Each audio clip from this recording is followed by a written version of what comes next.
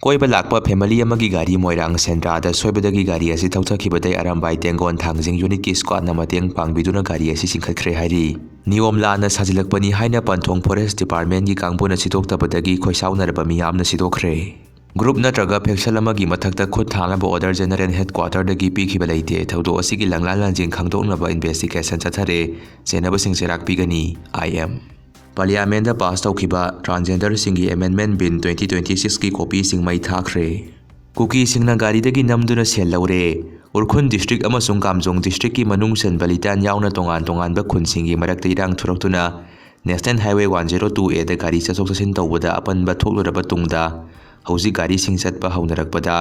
महादेव अमसुंग लितान की मरक्ता cookie सिंगना Sejm अममम पिरगा लुपा लिसिंग अममम गाड़ी सिंगदगी नमदुना खोंखले हाइरि Iran की लान असिना वन वार की सकलो लौरक्लबसु मालेमगे लेबाक निपान दा लेहौरबदी हिंबा ngamgani ईरान कंट्रोल तौरिबा स्ट्रेट ऑफ हॉर्मुज समुद्र की लंबी हांगदोकनबगी सो अमेरिका की मखुत लैख्रे UAE दा लैरिबा इंडिया मचा लाख 94 अवाब तरक्पा याना लैरे लानगा मरी लेनना तोंगादा थाजबा थमलोइदबनी PM नरेंद्र मोदी अरामबाई तेंगोन यूनिट 18 सा उचे करबा तौबा मियोय सिंगदगी सवम मचा अनि कलहौरे कलहौरिबा सवम असी यूनिट असिगी कांगबुना इरोय सेंबदा लैबा मणिपुर जूलॉजिकल गार्डन की अथॉरिटी सिंगदा खुसिनाखरे हाइरि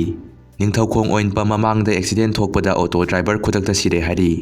NSN फेक्सल अमगी केडर मरी हातलमले उरखुंदा लैबा वंग तांखुन रीजन की ऑफिस मियामना मई थादोखरे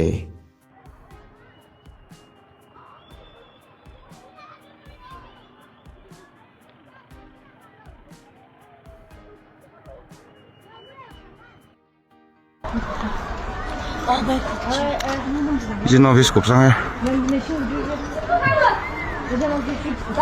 मैं थोपता है नॉर्थ कोरिया की लुसिंगबना अखनबा ऑपरेशन यूनिट सिंग यंगसिंखरे नेशनल हाईवे ओपल ओइ मैतैना कीबदगी चत्तबनी हारिबा ऑनरेबल सीएम की वाफम दो अथुबदा विरो तौबिहौबना अचुंबा ओइगनी मालेम थोंगाम कुकी सिंगी अयाबा याउदना कुकी ताबा एरिया सिंगदा लंबी फाउदुना मैतै अमता चत्पा यारोय कुकी जो